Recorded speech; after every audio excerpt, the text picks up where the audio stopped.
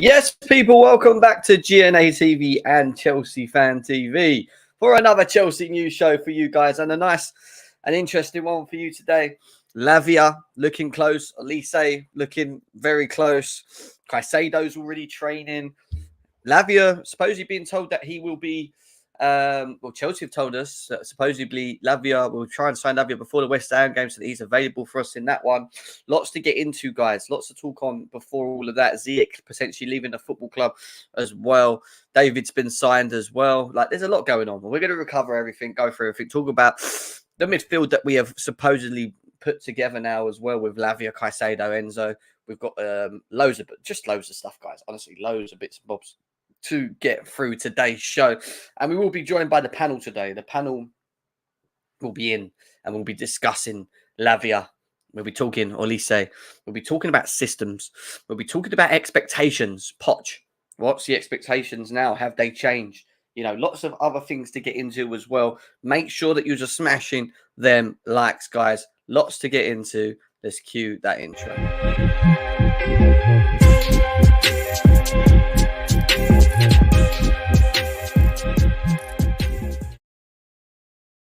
Yes, people, welcome back to GNA TV and Chelsea Fan TV for another Chelsea news show for you guys. And Chelsea are still cooking, guys. Let's be serious. They are still cooking. And it's an amazing sight for us as Chelsea fans for what could be possibly one of the best transfer windows that Chelsea have had in a long time. Probably in a long time, guys. I can't even think of when when was we say was the next greatest window that we ever had.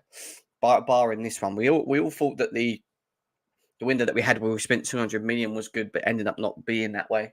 Trying to think, maybe it would go as far as like the Conte, Mourinho first season when he came back. Second season. I don't know, but it's all interesting stuff, and I'm here to obviously go through all the news with you guys as well. 80 people already in here already. Nearly 100 people, actually, of you guys over here already. Smash the likes, guys. Lavia confirmed. We're going to be talking about him today. Lots to get into as well. How excited are you guys to be a Chelsea fan as we speak as well? And why I did take so long, guys, was because, well, it was because of this. And it's worth mentioning before we go on because it deserves a special mention. The England women's team have managed to make it to the World Cup final again on the back of last time round, and our manager there is absolutely smashing it. And when you look at where she and what she's doing at the moment with the players that we have, and very quality players at England, just beat Australia 3-1, I believe, as well. It's a massive achievement for the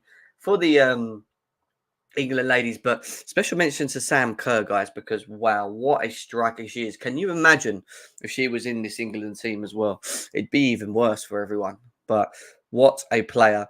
And congratulations to England making another World Cup final as well, where they could potentially be going on a back-to-back on this. So obviously the Euros, and then obviously the World Cup. So they won the Euros and they got the World Cup now. So this is big, man. This is big for the England ladies, and good luck to them. I'll be watching it. I thought it was a really good game to watch, and I enjoy watching women's football. I think it's very good.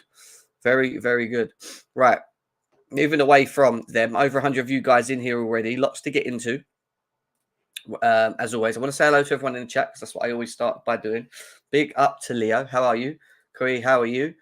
Cameron, how are you, my man? Hope you are well as well. Collins, Cameron. Who else have we got here? RD, I don't know if RD's woke up in the wrong side of the bed again. He seems to just come out with waffle each and every once in the blue moon. John, what you saying? Where are the people? We're here, bro. How are you? We've got an Arsenal fan here talking waffle, as they always do, because they live in our shadows, born in our shadows. John Matthews is dealing with that. Who else have we got here? D Freezy, nice to see you. How are you, my man? Nice to see you. We've also got Shubham here as well from Mauritius. Big up to you. Nice to see you. Nearly 150 of you guys here already. Streamed Elements has a bot running. Big up to him. Matty says England ladies are through. They are. What a game. Congratulations to them as well. Santiago, how are you? FIFA King as well. Jessica, welcome. He's in the building. Nice to see you. Jason, Adele, Ali, how are you? Digital Arts says London's biggest club in what way? Don't know who they're talking to. Chelsea boy, how are you, bro? Nice to see you. Hope you're well. Big up Max in the building. Dexter, how are you as well? Digital Arts. Ashraf is in the building as well. Yes, Moises Caicedo is number 25 as well. And that's where it leads me to with our first little initial topic of today. Moises Caicedo and the shirts, guys. Are you happy that he's taking Gianfranco Zola's, the legend of this football club's, number 25, which was signed off, but now seems to be back in play? Obviously next to Enzo as well. Let me know. Are you guys happy with that? Give me 2 seconds. I've just got to do something. Be back 2 seconds.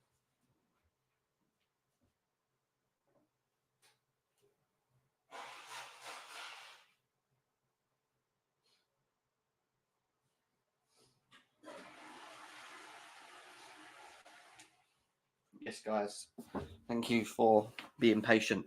Caicedo, number 25. How does that make you guys feel about that situation? Very weird numbers being given to our players at the moment. Big up. How you doing, Tops? Nice to see you, bro. Nice to see you around. How happy are you, my man? Not seen you in a while. Andy says, Disasi's debut goal, exiting. Exciting. What is that? Zola's number. It was Zola's number. Yes. Are we not allowed to buy shirts without the sponsors? At the moment, yes. So they've given us the opportunity to basically take on these shirts without the sponsoring. We seem to have a bit of a problem. People were saying if we're going to have a sponsor for West Ham, it's still not been signed off by the Premier League as well. So this is why there's a bit of a delay in what's going on at the club at the moment. Our best 3 players on here. Big up Yaya as well. Nice to see you from Libya. Big up Chelsea till I die. It's a number. As much as Zola is a legend, it is just a number. But I think some people do get very fixated on these numbers, right? Oh, he shouldn't have that number. He shouldn't have this number. Why has he got this number? Blah, blah, blah. You know, it's like... Exactly. And that's one thing we should be excited for Sunday. We're going to stay on with Caicedo because we've had some images of him in training today as well, guys. He is cooking. He is getting ready. And let me tell you something now. He will be available for West Ham. And if we don't see the 4-3-3, which some people expect him to do, and I think it all depends on when we get Lavia sorted. We've been told today he is at Chelsea and doing his mega call. Some reports are saying tonight. So, which means he won't be available till tomorrow at the latest and start trading. So he might not, you only have 3 days. I don't know how fit Lavia is as well, but he might not be available for West Ham or he might be on the bench. We'll have to wait and see. But the one thing I will say is Moises Caicedo will play next to Enzo Fernandez. He has to play next to Enzo Fernandez in the West Ham game. And I can see us doing a 4-2-3-1, maybe a 4-3-3 in this one as well. So it's going to be interesting. He's locking and loaded. He's getting ready. It's exciting times, guys. It's good to see Caicedo at our club, as we already know as well. Yes, the money is a lot. We know that. But the price tag doesn't mean anything when the quality is shown on the pitch. And providing the quality is shown on the pitch, then we have no issues. We really don't have no issues with that. We're going to talk a little bit later in the show today about how Chelsea may utilise Caicedo, Lavia, and Enzo Fernandez. So make sure you stay tuned for that one because that's going to be an interesting discussion. We're also going to be talking about Poch and his expectations as well. We'll be discussing that as well. Barkley took Lampard's number 8. Why people... Exactly.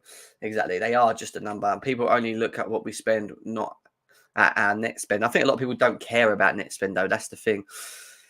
We have fullbacks and centre-backs. I know we do. We have 2 teams. If you look at us on paper, we have 2. We could lay out 2 teams with the number of players we have in our squad at the moment. And that's very rare for Chelsea. And it's not just about having the numbers now. It's also having the quality. And something that Chelsea have lacked in the past is having the quality in positions. We lost Reece James. The level's dropped. Right? Now we don't have that problem. We can have Malo Gusto coming in. We've got Moises Caicedo. We've got Enzo. We've got Lavia. We've got about how many God knows defenders that can come in and cover each other if I'm not about Trevoh Chalobah still at Chelsea. There's so much going on. Cucurella, Chilwell, Maatsen.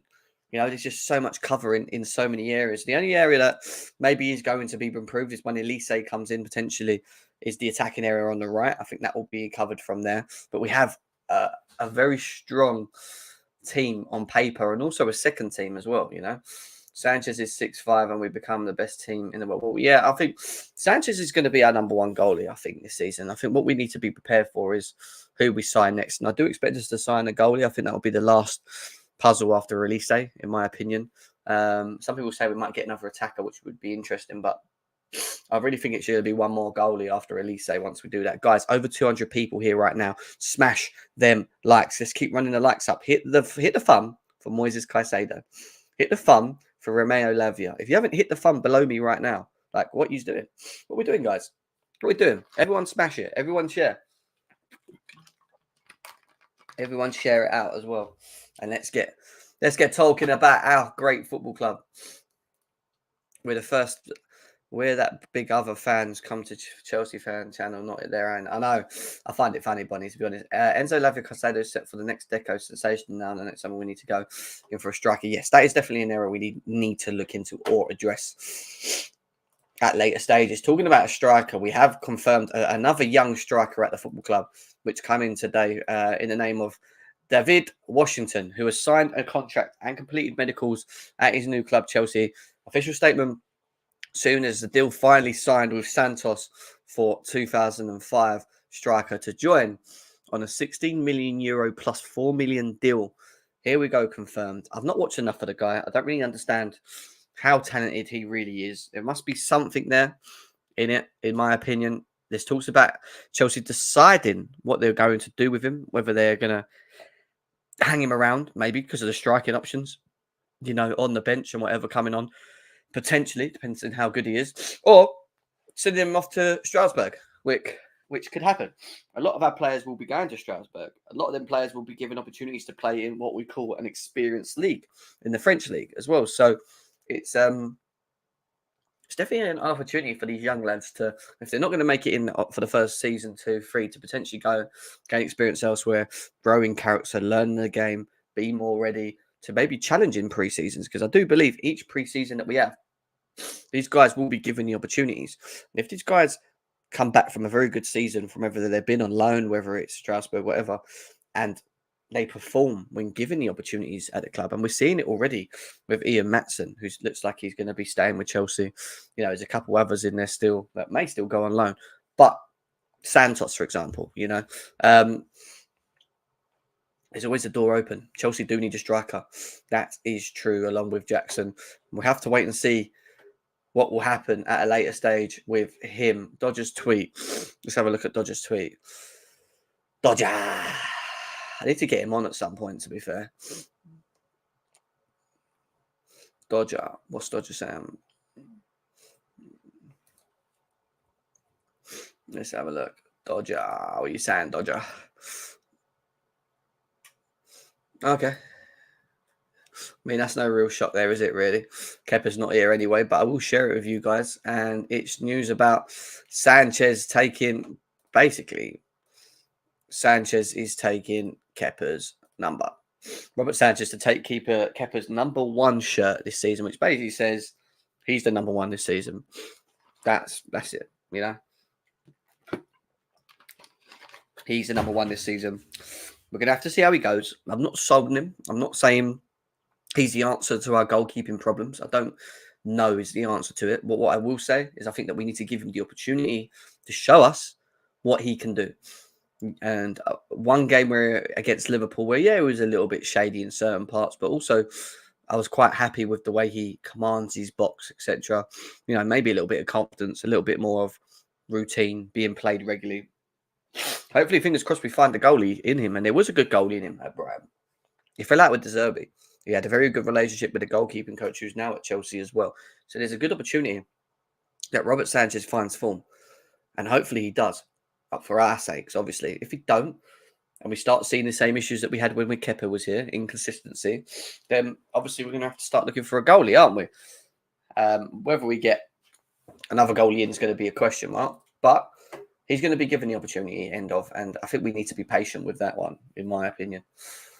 Not a handball, it is on Heach. What are you talking about? Olise, Lavia and Caicedo, Tobbs, Liverpool, and Tobbs S Liverpool, and what you guys talking about? Samuel's in the building. Big up Samuel, was a Liverpool fan. Samuel, it's actually interesting that you're here, bro. What are your thoughts as a Liverpool fan in the chat about the signings that Chelsea have made on Lavia and Caicedo? I'd like to know here from a Liverpool fan's perspective on that. So let me know what your thoughts are in the chat, bro. I've had one season to prove it, and no, go get mine. Exactly, Ashraf. Exactly that. Good news on Ziyech leaving, and that's the next part that we're going to from that, because Hakim Ziyech, guys, finally looks like he's going to be leaving this football club. And I don't know about you guys, but I am so excited for this. Like, I actually thought he was inevitable. I thought he was never going to be sold. I thought it was going to always be issues.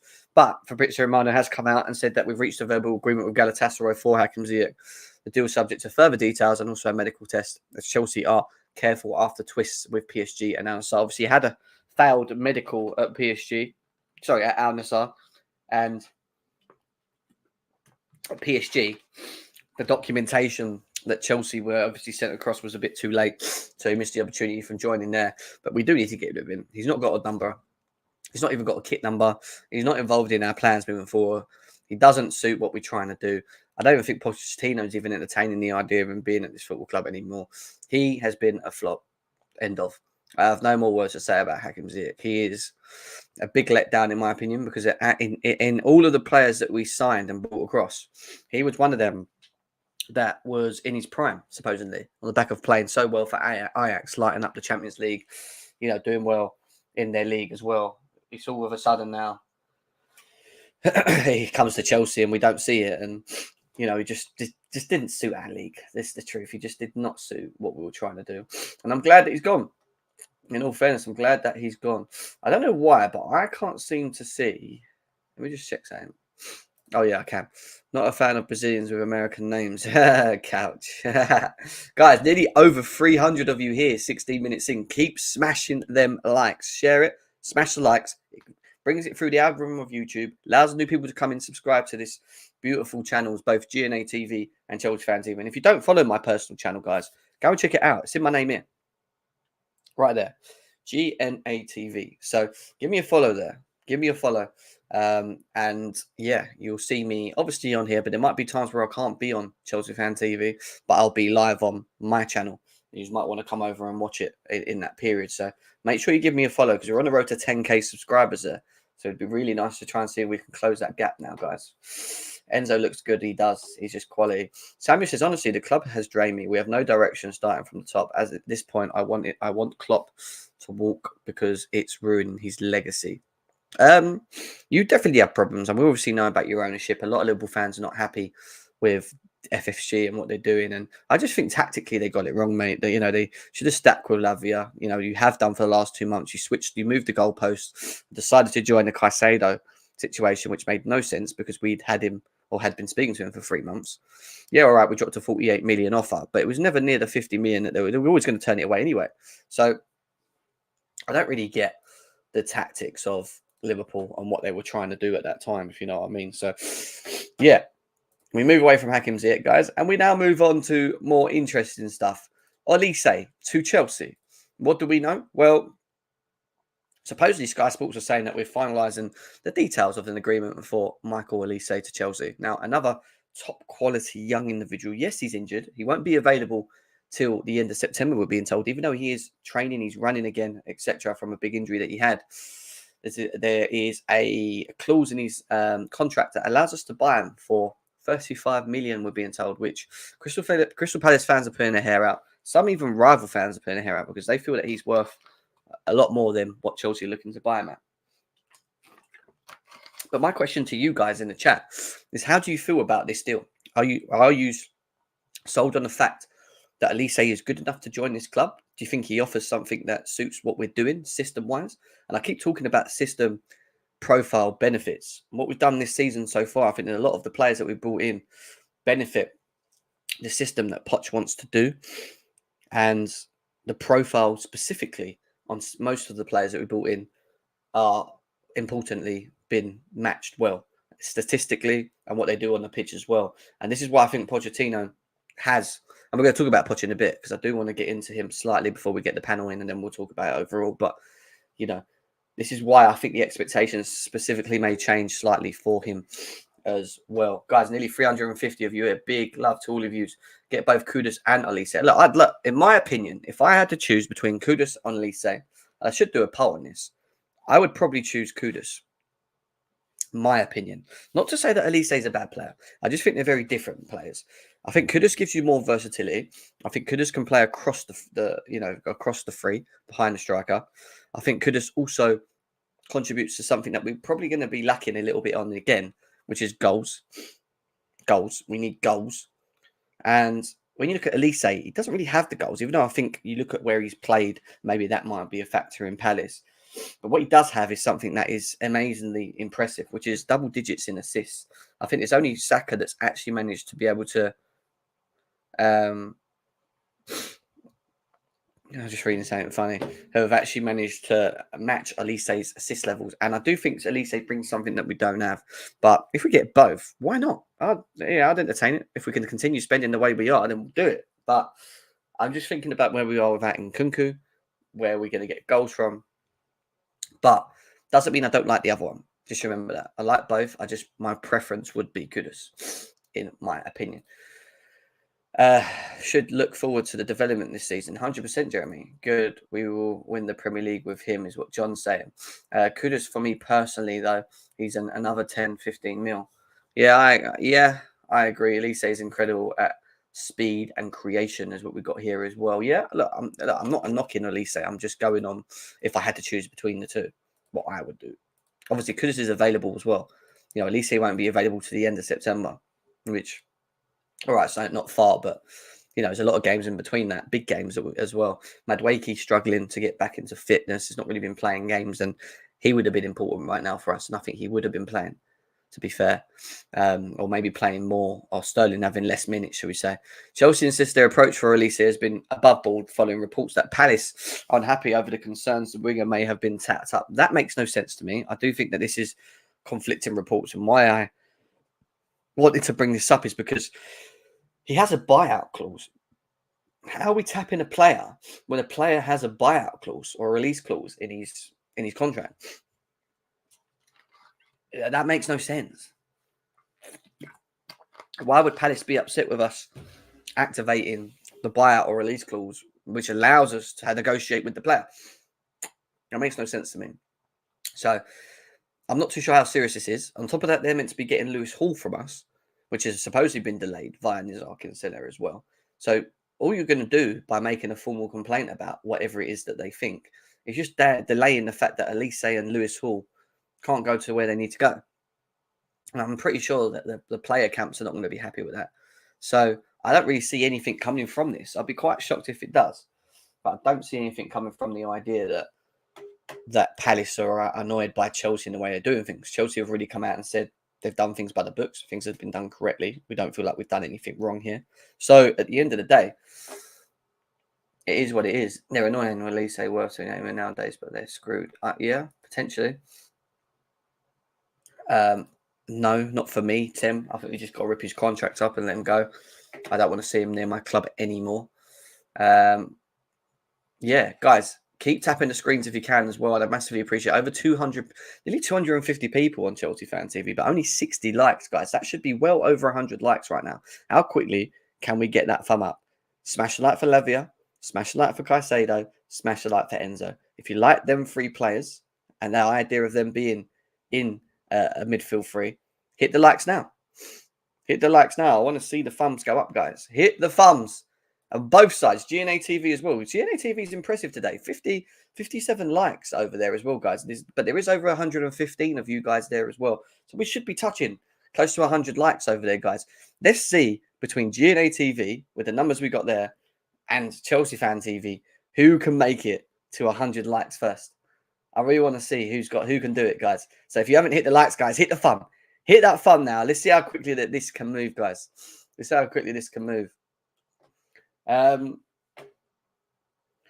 Yeah, so that's that. All these rivals' tears makes me so happy, Ed. Tell me about Ed, man. I find it quite funny, to be honest. Jim, do you think there is any way Lukaku could stay at Chelsea and get back in the team? My personal opinion, no. I don't think he suits anything in what we're trying to do here. I think with Lukaku, you have to build around him. And I'm putting aside all the crap that we know that he brings with himself in terms of his own ways. But in terms of the football ability, in terms of what he offers as a player, for me, no. I don't think we should be entertaining the fact of Romelu Lukaku and what he can do. I don't think he'd like the idea of just holding bench. I don't think Chelsea fans like the idea of him being there. I don't actually think he wants to be there with us anyway. So I would not bother, in my opinion. In regards to Madueke, I believe Fotti's building up the fitness. Yeah, of course, and I get that, and I hope he comes back, sharp and ready to go. Good morning, Nyack. How you doing, bro? Nice to see you. Big up to you. We should be trying to recoup some funds now. I expect at least 100 million to be made. Now, what do you mean? We've sold nearly 200 million. I think people forget we've sold nearly 200 millions worth of players. Just under, actually. Big up Tech Man. I know, no, it's not. I've got to do it, guys. I don't like having to tell you to hit the likes and subscribe and all that, but yeah, when the likes are that low, I have to bring it up because we need to. Obviously, if you're here sitting here watching, and I appreciate you all being here, you know that I do. I just, it does help if guys can just at least tap the likes and get this over 100, guys. I really appreciate it. We're still not over 100 likes at the moment as well, but let's move. Fabrizio Romano has came out with this comment here as well. Via Simon Phillips is saying what Fabrizio Romano said here. And it goes to say it's been a busy summer for Chelsea, but they are not done yet. But are they done yet? Sorry. After Lavia and Olise, I can't say for sure right now. With Chelsea signings, never say never. Exactly. And I think this is the big thing. I feel, we'll probably get them two done. Do we get another attacker? Are we going to get a goalkeeper? I think we need to get the goalkeeping area sorted. I see after this it being the goalkeeping area, and I think then we're done. I don't think we go for another attacker. I think we would like to sign a striker. I think the issue with the striker is the availability of them. And I think it's an area that we may see Chelsea come back to in January, where maybe there's more availability. We know obviously Ivan Toney's not available because of what's going on there, but he will be back in January.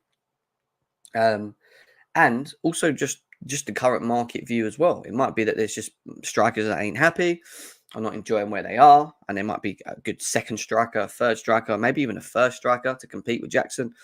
I don't know. And I'm not saying I want to stop Jackson's growth to where he's trying to go, because I don't want to do that. I just think that we still need to have versatility up front and not have him to be relied upon for the whole season. Obviously, Broja's coming back, but Broja's not kicked ball for a long time, guys. And it's going to take him a very long time to potentially get his feet and see the type of Broja that we're going to get back, because he did have a very serious injury. So, I think that the whole Nkunku thing doesn't help, because I think if we had Nkunku still with Jackson, I think it makes it a lot easier. We have another killer on the pitch as well, and it gives you options, because even though Nkunku ain't a 9, you could maybe play him there still to give Jackson a rest in the 60th minute or something. Do you know what I mean? So I just feel that we'd want a striker, but I wouldn't want us to go and rush and buy a striker just because we need it and not actually think about how it works. Does that make sense? So I think it's important that we just get it right, in my opinion. Get it right. Don't rush it. Apparently, Paulinho is still part of an option for the midfield for Liverpool, I've just read now. So we'll see how that goes on as well. Sorry, I'm just reading some bits as we talk at the same time as well. So, yeah, so we'll see, interestingly, what happened with that. Oh, got what I've done there. Moving away from this, I want to quickly look at Olise stats, guys. Obviously, it's 350 of you here. Big up to every single one of you guys that are in here at the moment. Big love as always. But I want to have a look at Olise's stats, because his market value says that he's worth 38 million euros. That was capped on June 2023, which is quite recent. So we're in and around the brackets of where we should, or what we should be paying for him correctly against that. When you look at how he's performed last year, well, he played 37 games, which tells me his availability is very good. He played most games. He only had 2 goals in them 37, but he was hugely influential with the assists. And that is the difference in the instance of Olise, because yeah, we don't score many goals, and that might be partly to do with playing for Brighton. We'll find out. Brighton, Crystal Palace. But in terms of assists, look at what he's doing at a team like Palace, a team that maybe don't dominate the ball, don't have much of the ball. He's coming to a team like Chelsea that will dominate most games now, especially with the midfield that we have. I expect us to have a lot of the ball, technicians, aggressive power that will allow the likes of Olise and others to then focus on being the creative sparks, maybe potentially adding goals. And I think the creative spark is why Chelsea are looking to sign Olise, because he will bring Jackson a lot of chances, and we need to do that. We need players to be a lot closer to him, but we also need players that are able to beat a man, which I think he can do very well, and also pick a pass out or pick a cross out when required. And that's why I can see why Chelsea is so interested in Olise. I think it's a good signing for us. I do. I think he offers something we don't have. The injury thing is a question mark. I mean, he's not really a player that suffered from heavy injuries, shall I say. Let's go to his profile quickly. See if I can find his injury record. Yeah, he's got a hamstring at the moment, but when you look at his... can I click into it? Why can't I click into it? Why can't I click into it? I can't remember where it is. I used to do it all the time. Let's have a look. Injury record. There we go. When we look at his injury record, he's only forever logged that amount of injuries. One was down to rest, which was just one game missed for Reading. He had a plantar fasciitis, whatever that is, where he missed only 2 games in 12 days. And then the biggest one was his hamstring injury. And yes, hamstring injuries are serious. It depends on the tear and whatever. I get that. And players need time to recover from that. But hamstring injuries are also... players that are able to get over them. There are one injury that can be a continuous situation, like an N'Golo Kante, for example, whatever we saw of him, and they just never recover from it. Or they come back stronger and, train well, hamstring goes back to normal, and they kick on. And he's still very young, guys. Just remember that as well. He's not in his 30s and ripping his hamstring do you know what I mean? He's still very young. So I'd expect Olise not to have these type of injuries moving forward or issues moving forward. But the question mark still sits there. And that will be a risk that we'll have to take. And it's not a huge risk. It's not a huge risk because of what we're signing him for. But 13 goals is impressive for a side like Palace. I agree, RD. I agree. Stats, we might sell Maatsen. No, because Maatsen plays off the left anyway. And I think Maatsen gives us an option off the wing-back areas. If we're not playing Chilwell, you could probably play him there. He has a grade 3 hamstring. That's not good. Okay.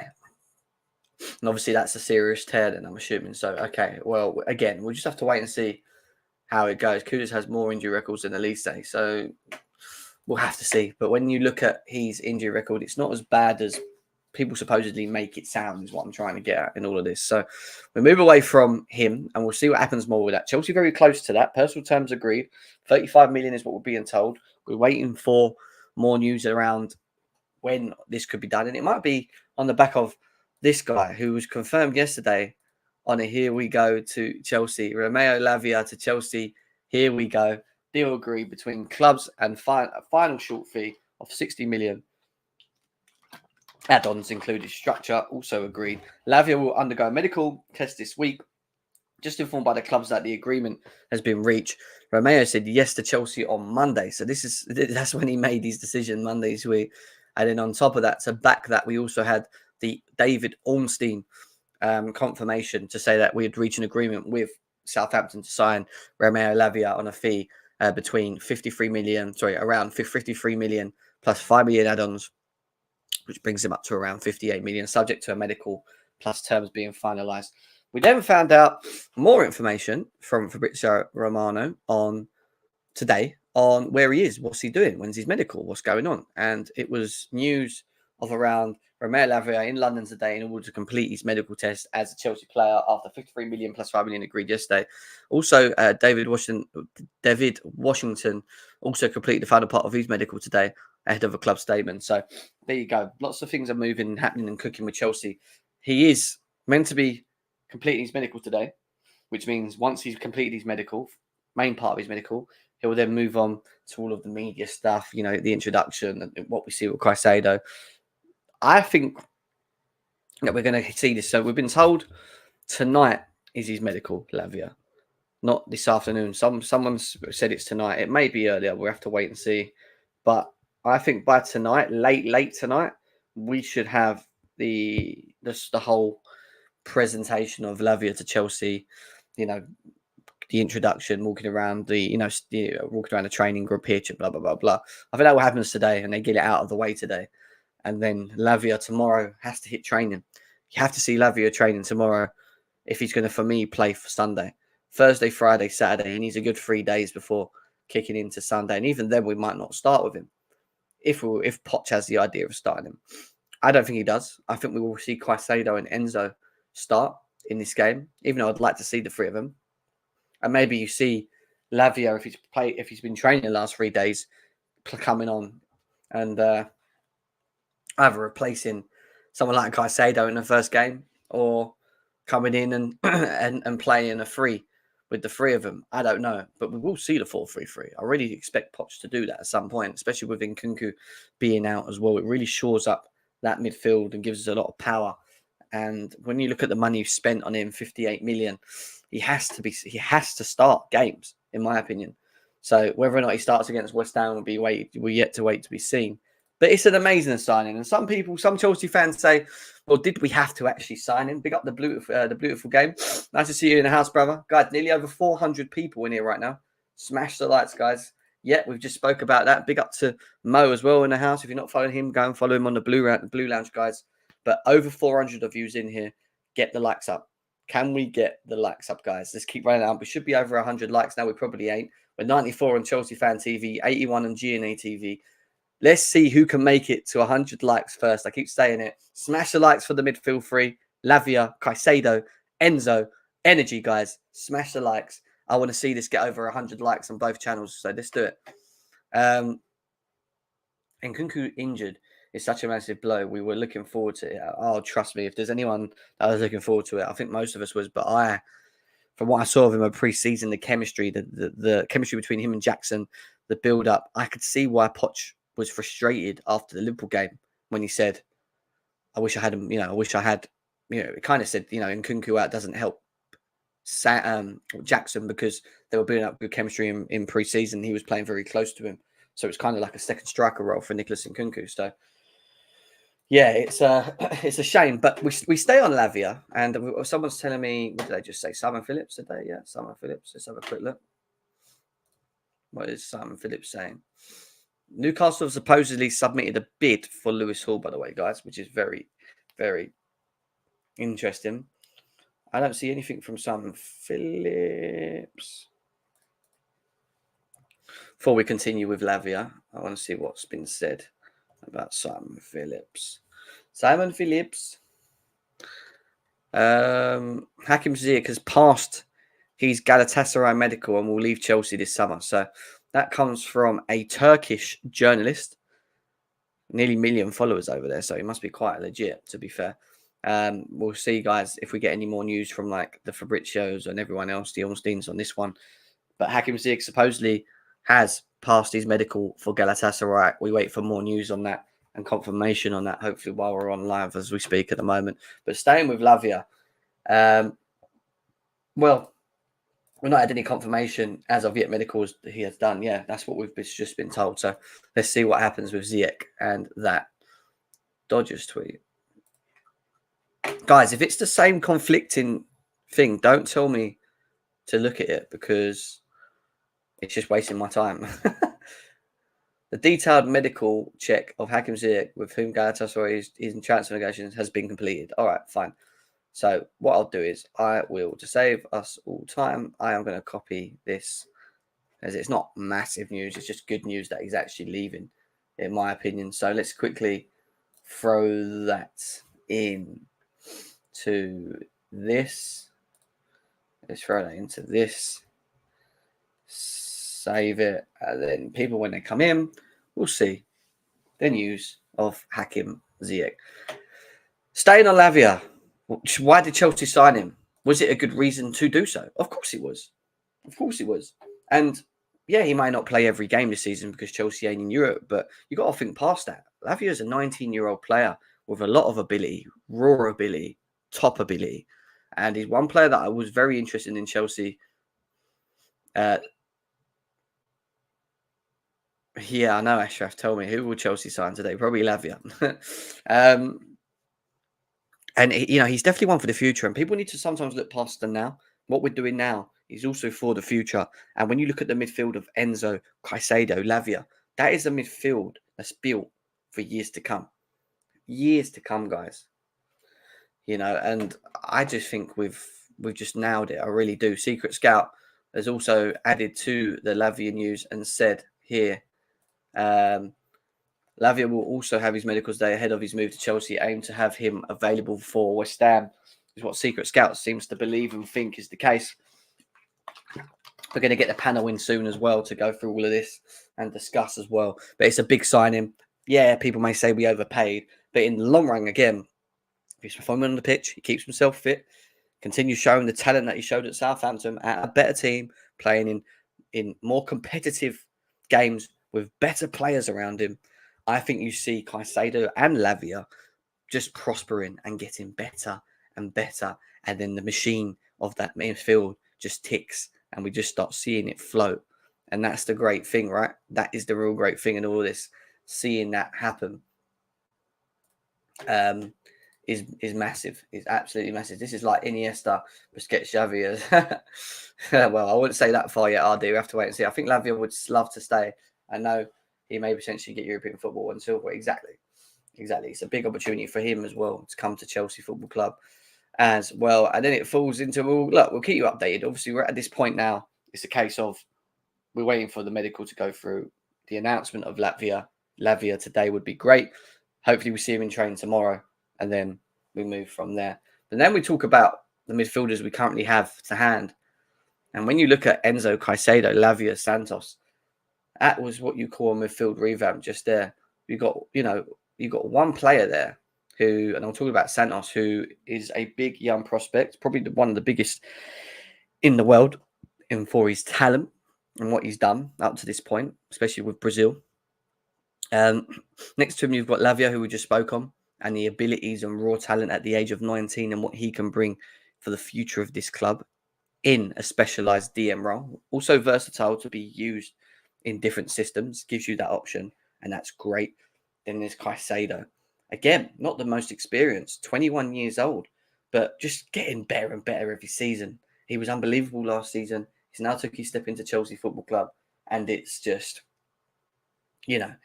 again, with the people around him, the quality around him, will probably up his game, and we'll start seeing the Caicedo. And I think with Caicedo, again, he has a specialist attribute about him, which we just don't have. The box-to-box, the aggressiveness, the tackling ability, winning high up the pitch, the pressing. He is just full of energy, and he is just, I think he's going to be worth every penny. And then there's Enzo Fernandez, and what is there to say about him, really? He is going to be the heart of this midfield for me. In terms of what we do moving forward, the ticking, him receiving the ball pretty much all the time. Anything that goes good for Chelsea, I'm pretty sure will go through Enzo Fernandez. And if we can see more of the Liverpool performances that we saw from him, but have them behind him, this is scary. This is scary stuff, guys. This is scary times for any rival to see this. To have the energy, the technical, the ability behind him, the power of Lavia, Caicedo going to him. Go forward. Do your thing. We're here now. We do what we do best here. Under pressure as well. They're both very good under pressure. Breaking the lines, making these passes in.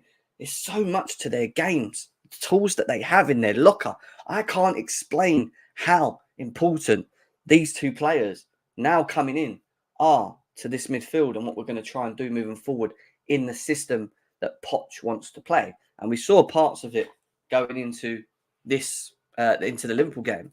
Without these midfielders, it is scary times. It is scary times. And Santos in and around all of this is just going to learn from it all and be given the time. He won't probably play as many games, but, he's playing with top quality young players who are moving forward like him pretty much. You know, it's exciting times. I won't be surprised if Santos may leave. I don't think so. I think he stays. West Ham game this weekend. Let's go, Chelsea. Come on, Tasty Tea. So am I, brother. So am I. It's going to be a good one for sure. Guys, keep tapping the screen. Keep tapping the screens. Keep tapping the likes up if we can, please, as well. Gallagher getting sold and Lesley going on loan. So at midfield, I think that could happen. But Gallagher may not get sold. And that may not be the case, you know. But, man, will we see this? Will Chelsea, or Poch, shall we say, will Poch do this on Sunday? That's the real big question. Will we see that?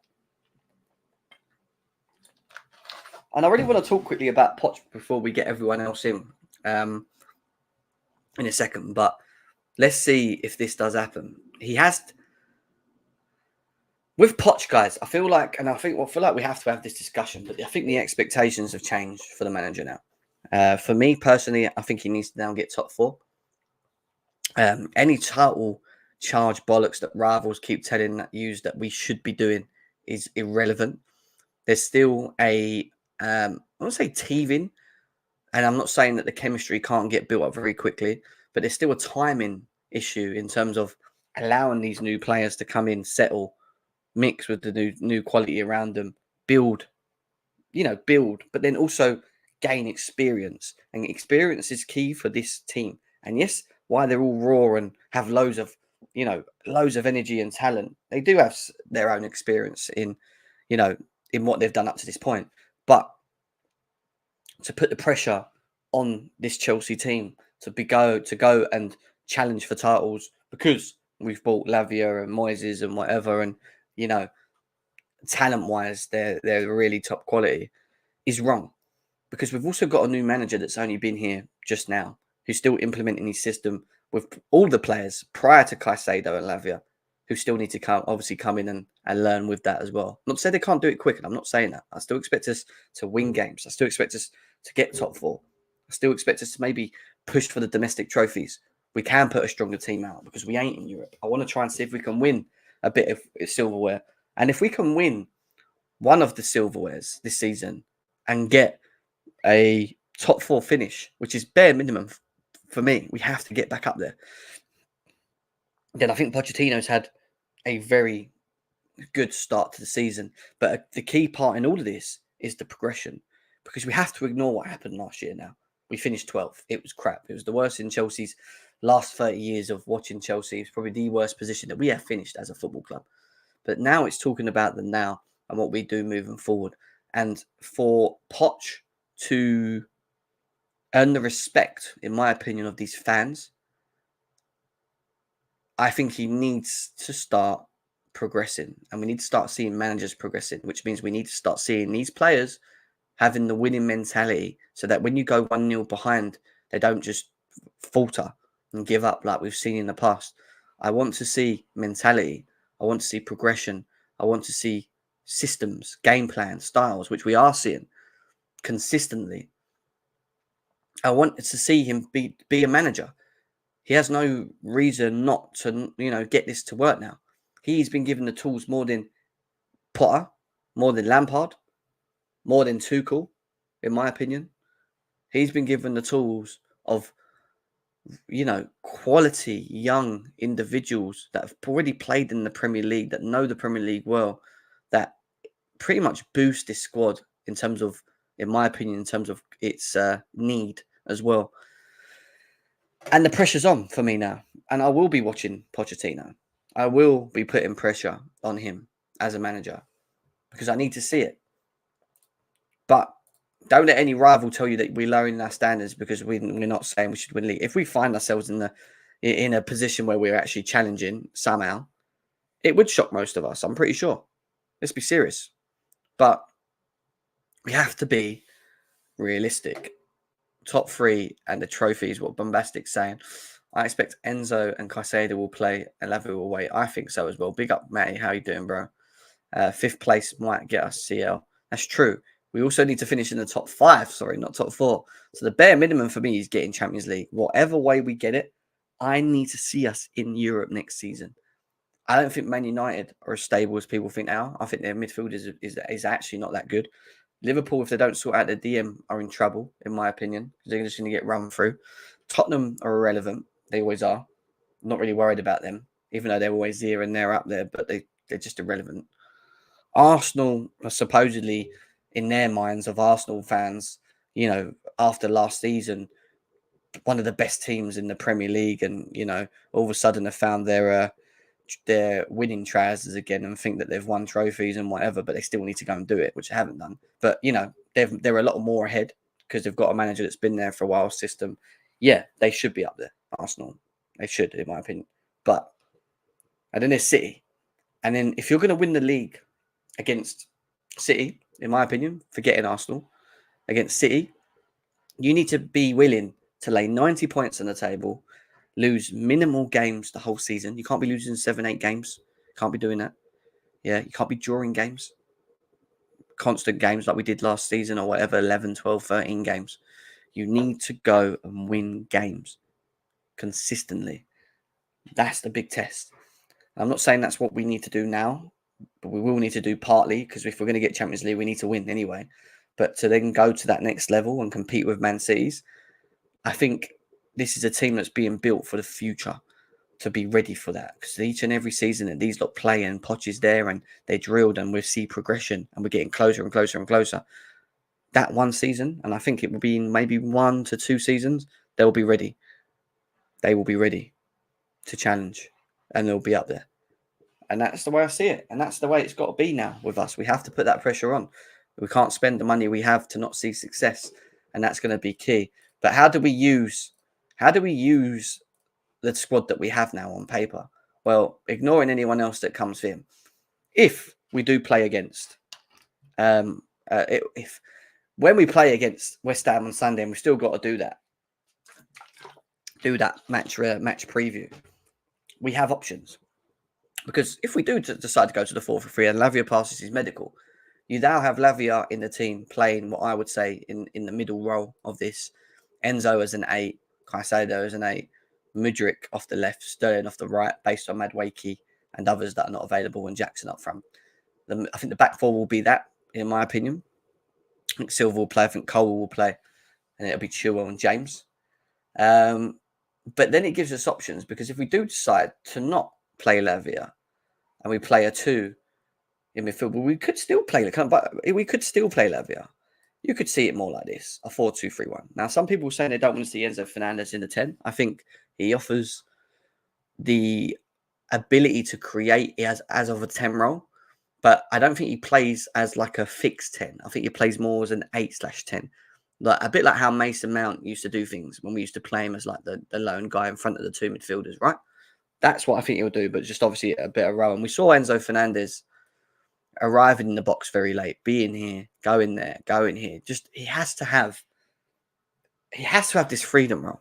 You can't tie him down to this or being there.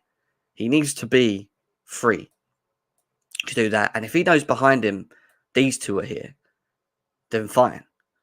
And look, even if he doesn't play, let's just say that Lavia doesn't play against West Ham and we start like that. I still think it'll be a 4-3-3. I still think we'll see this. We'll see something like this, with Caicedo being predominantly the guy that sits in front this time. And then what you do is you put him there, Enzo playing in that freedom role again. And then you probably see Gallagher. I'll be honest with you guys. I can really see Conor Gallagher coming back into this team and playing around that midfield.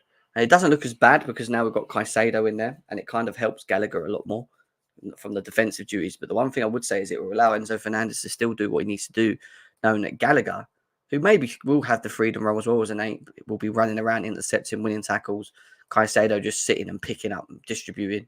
So it gives us so many options on how we attack teams, how we try and play teams.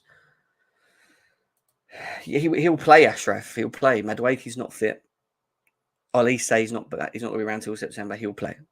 I think once they're fit, he'll get moved off to the left. And especially until Nkunku comes back. And then Sterling's really got to kick forward for me. He needs to start waking up. And then we'll see what goes out and happens from there. But yeah, it's going to be intriguing and interesting to see. I have got the panel coming in as well.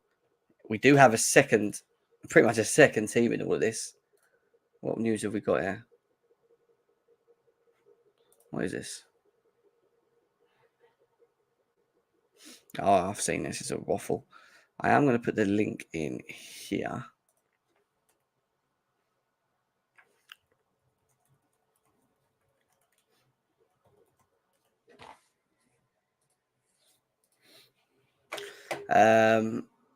And yeah, I mean, what are your thoughts on what I said there? We have multiple options in that midfield now. If we can add a player that can play cam / right wing, sweet. Well, that would probably be for me. That would probably be Olise if he comes in. I think that's how they will utilize him. I think Gallagher will start with Enzo and Caicedo. Yeah, I think so as well. When Nkunku returns, it will be like a new fresh signing. I can't wait for that. I really can't wait for that. Hassan, what you saying, mate? How are you? Yeah, I'm all right, man. How you been, Jeff? Hope you are well. Yeah, not bad, mate. Not bad at all. Just looking at the options that we have available to us, bringing in Lavia, it kind of opens it to even more. I mean, I know Caicedo coming in gave us that like extra protection midfield, but just I think what I'm trying to get to at the point with Lavia is now having him and Caicedo, but specifically Lavia, it allows us to do so much more with the systems than just having Caicedo and Enzo. Does that make sense? So it gives us so much more array of options and systems. We can have Lavia Yes, and the team playing different things. I But what's your 100% agree, Jeff. And we've been crying out for sort of like the midfield options and the midfield versatility before, and of course the signings and having Lavia there. I believe we balance out, and each midfielder contemplates one another and assists one another, and they also assist their weaknesses. And in a sense, I just can't wait to see how they would operate under Poch and under the system. And it's just going to give us so much attacking options going forward. And we've been crying out for this for the last few years now. I don't know how to react to it, Jem. I think we've been starved with the midfielders for so long. And it does. Yeah. it's just going to be really, really good, man. Let's just hope that Lavia deal gets over the line. There's no more contradicting. Well, there's always something contradicting sources whenever it comes to Chelsea transfers and stuff. But as far as we were, he is coming in by probably within the next 48 hours. And to be honest, you should go to the main man couch himself, because he's a big fan of Lavia, and he could tell you a lot more than I could. Yeah, we're going to come to Couch in a second, obviously, on this as well. But, again, someone asked for a 3-4-3. We could see this against West Ham, and it could look something like this. And this is obviously without the fact that Lavia may still be on the bench. Let's just say he doesn't make it till training till Friday. There's a good chance he probably won't play Sunday. But if he's signed off today, which we're being told medicals today, does all of his media and whatever, he'll be available to train tomorrow, then it gives him the opportunity to be available on Sunday. Of course it does. But what I'm trying to get at, and I'll go to Couch in it, is we're focusing mainly on, say, your boy Lavia, because he is a player that is now giving us more options in different systems and allows us to do more different things. But even if he doesn't play, we still have this type of squad, and it's just amazing, Couch, right? That we can play so many different type of systems, and it actually looks very balanced for once, rather than what we've seen in the past. Man, man. First of all, big up chat, big up Hassan, big up Jem. Yeah, we just been starved. I think Hassan said it best. We were just been starved the last few years. We're looking at guys like Zakaria. Everyone's like, "Oh, he's a good player." And I'm like really? There's been a long run of midfielders that have come into the squad that we've kind of been force-fed to think that these guys are, what the quality that we need in the midfield. Aside from, obviously, N'Golo Kante, who's without question world class, and aspects of what you got from Kovacic and aspects of what you got from Jorginho. Everyone else that came into that midfield was just an eyesore. Let's just be real about that. With Lavia, with the complement of midfielders that we have right now, Lavia to me is still a young profile player, but I think the thing that stands out for me the most is the fact that when you watch him play, you don't think of him as a 19-year-old. You judge him as a seasoned veteran, as a guy that has been playing for 3, 4, 5 years already. And that to me is a testament to how good he is at such a young age. That is what it's about. Like, this guy, well, first of all, he's a physical midfielder. He can play that deeper role, obviously. He's press resistant. He moves left, right, north, south with effortless ease. His agility is something that you want in midfielders. You don't want a guy that's just a north-south midfielder. You want a guy that can possesses agility to go northwest, east-west, all over the place and win tackles in those positions as well. Not just, he's a seek and destroy guy, but not just a seek and destroy guy, right? Also, his passing range is incredible. Like, you watch his deep balls, great. His through balls, great.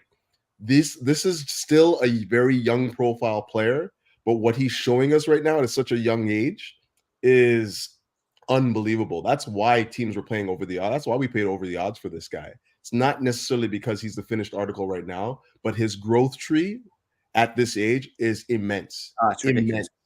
It's ridiculous. And when you look at what he did at the Bridge last season, I've never seen someone, barring maybe Caicedo actually, when he was playing up against us, bully the midfield like he did against us. I mean, I was just, and it's not even that he's just done it against Chelsea. I've seen him do it against Man United. I see him do it against Arsenal. He's just so good with the ball. People like undermine how actually good he is with the ball. Like, he's quality with the ball. Like, his movement on the ball, the way he shimmies and flicks round and, finds the eye for a pass. Defensively, he's neat. He gets into tackles, he's physical, he gets around. But what Caicedo and Lavia both offer is not just obviously the power and what we needed is covering the areas and being good defensively, but they give us also the technical ability moving forward in transition. And you think about trying to be like a ball possession team, a team that wants to keep possession and, play those direct balls in behind.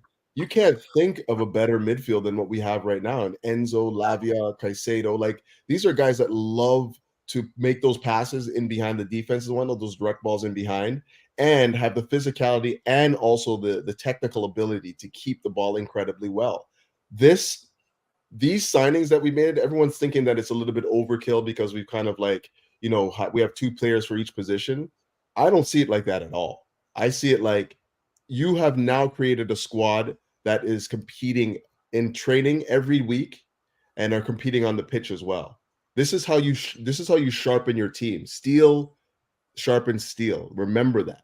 You don't just have one player that you expect to be your 90 million pound player, then you complement that with like a youth product. That's not how you build a proper team. You remember we talking about Chelsea of old, when Chelsea used to have like 2 players every position, every one of them was like a captain or something like that for the national team. This is when you return to that. Like, I remember you used to read articles like Drogba talking about like they used to kill in training sessions, and it's not because obviously they're highly competitive and whatnot, but it's because you had to kill to get on the pitch to feature on the weekend. So this is the healthy competition that I want to see return to this club. Do you know what? Also, I know what I think we'll have, especially more when we have 2 of them. I can see it happening, but having all 3 of them on the pitch, I just expect us to dominate possession a lot more. And I know we did in the past, but I just expect us to just win balls back quicker, dominate games over longer periods. Because there was parts of what we see in the past where we would dominate, but we'd lose that control, and then we'd lose the game, right? Because we just didn't have the legs, or the midfield would let us down, or whatever. Now I honestly just don't see that. If we don't have the ball, I expect us to hunt it and be able to win it back quickly enough for the other players to do it. Do you know what I mean? And Jim, we also have the capabilities of transitioning from the midfield now. Exactly. Quicker. We got the players that can actually ping a through ball for once. So there is no excuses for these lot. That's what I'm saying. So these attackers are going to love having a Lavia and a Caicedo, and obviously we know what Fernandez can offer with the ball at his feet as well. So it's just for me, I still can't get my head over what I'm looking at. I can't believe I'm seeing Lavia, Caicedo, and Enzo on the same pitch. I just can't. Like, it's mind-boggling how good this midfield really is on paper, and it is still very young. And we have to make note of that. Yeah, it is still very young. But like Couch said, the growth between what they can do potentially at a top club like Chelsea, the competition levels, having the killer, learning to grow in that killer way, so that when we have that mentality when we start winning things with this group of players, which I truly believe we can do, they will just, they'll have that hunger. But injuries and keeping themselves fit is going to be key. Nyack with the super chat, big up to him. He says, best comp to this team. We've been eating uni ramen noodles for 6+ years, and now we have been provided free Michelin level steak. 3-star Michelin level steak, man. Steak. We've been starving here. Yeah, no. I get what you're saying. Right? Big up to you, man. Nice to see you as well. Thank you for the donation as well. But yeah, he's right. It's the best way of actually explaining it. But we've also got an introduction from forward, someone that we've not seen in a while on this show is now turned up and probably has a lot to say. I'm sure he's a very happy Chelsea fan as well. What are you saying, forward, man? Long time no see, buddy. Listen, again, pleasure to be on the show as always. And it's a good time for Chelsea fans, and that's no better time to return than now, is it? So I'm glad to be on. I'm glad to see that Chelsea are heading in the right direction. There was obviously a lot of negativity last season, and I was one of the fans that said it was obviously terrible what we're seeing, football on the pitch, the decisions behind the scenes as well. But one thing that I was still firm on was that as much as this board is making a lot of mistakes and obviously new to the sport, they are still showing a lot of ambition, and that was something that gave me positive reinforcement for what's going to happen in the near future and the long-term future of the club. And I'm glad to see that they've enacted on that ambition immediately, not just in January but also this summer again as well. And it's a sight to behold, and to see us again, quote unquote, win a transfer window is great, but it's more than that. It's actually building a team for the future that can compete on all fronts and play also the football that I want to see played. Because for a lot of time as a Chelsea fan, I saw football that was effective and won trophies, and I was happy with that because we're all here to see our team win and be successful and beat our rivals. But I wasn't always a fan of the football. I couldn't really, feel as good as I would, watching, a Barcelona or even an Arsenal in previous years where they play such great football. But now seeing the players that we're getting, seeing the profile of players that we're attracting to the club and looking to build around, it's really positive signs that we're going to not just look to build a team that plays great front foot football, not just trying to defend and park the bus, but as well as playing great football, this is a football that we know can win and be effective in this era. So I think I speak for a lot of Chelsea fans when I say I'm very optimistic and happy about what's going to be happening in the near future. So bring it on. And your thoughts on Lavia as an individual? Obviously, this shows more around him. I've not spoke to you even on Quasada, but what are your thoughts on these two signings of based on their profiles and what they can bring to Chelsea? Yeah, I mean, just with Lavia first, again, quality player. A little bit surprised that Man City didn't look to keep him as the understudy to Rodri. Again, they bought in Phillips for 50 million, hardly played. You can see looks a little bit like a fish out of water, which is a shame to see because he's a decent player, but just doesn't really suit the City system. But Lavia certainly would, and he would have been a good understudy for Rodri, but they've obviously let him go to Southampton's gain and now to our gain, or not Liverpool's. And again, I spoke with Couch about this before as well. I didn't think we were going to get him on top of Caicedo. I do recognize they have different profiles, but I figured that we'd only get one of those guys because someone like Lavia would probably want to be more of a firm starter as a DM. But again, having watched more of him and his profile, I understand that he can coexist in the same team, in the same midfield. And I think the biggest thing about it for me is that obviously, of course, he's a great passer. He's great on the ball, great physical attributes as well. But it's the fact that now, if we want to have that balance in midfield and we go up against big teams like we did against Liverpool on the weekend, we don't have to go to a back three to have that balance and control the game. We can just play these three in midfield, have good fullbacks who can provide that width as well in attack, also defend, and then we can still have three attackers up front. So we don't actually have to go to a back three. We can just play these three in midfield, have that balance, but then also be able to transition, create our own attacks and score goals. And it's very exciting. So again, for the midfield that we've really future-proofed ourselves for the next 10 years is super exciting with these talented players. So it's amazing to see, but obviously for this season still, I think there's still a little bit of work to be done in the attacking areas. And I'm saying that even with the players that we have, that they need to improve and show that they can score goals, because in this system that you're showing on the screen here, it's a lot of onus on that front three to score goals, because I always picture it being more of a 4-2-3-1 where you have 4 attacking players, because I don't feel like we have guaranteed 30 goal a season attackers right now. And if we are going to play these 3 in midfield, of course they are great and they can provide goals in their own right, especially Enzo. It feels like we're going to still need a lot of goals from our attack if we're going to be a team that can potentially challenge for a league title. So think that remains to be seen in how Poch finds the solutions for that, and also the players themselves rise to the occasion and improve in that But his area. solution But to that was we have Nkunku, to wasn't see. it? But we lost Yeah, Nkunku. that's the the issue. real big blow of the season. Again, losing our most expensive attacker, losing our most expensive defender that we signed in the last 2 years. So it's a big blow to start the season, but again, we're used to it now. I think the nice part is that at least we've bought so well that I think we can cope with those losses.